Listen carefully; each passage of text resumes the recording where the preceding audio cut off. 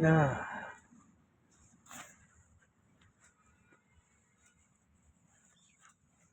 देखिए दोस्तों, आज कितना तेज कुहासा है। आज बहुत तेज कुहासा और बहुत तेज ठंड भी है, जो कि बिल्कुल दिखाई नहीं दे रहा है एकदम से। ये देखिए, गाड़ी चलाना बहुत मुश्किल हो रहा है। जा रहे हैं ड्यूटी।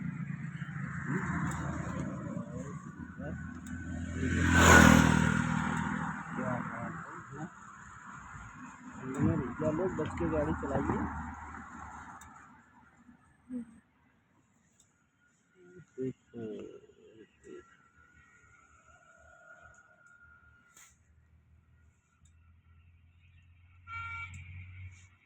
बहुत तेज कुहासा है, गाड़ियाँ नहीं देखते।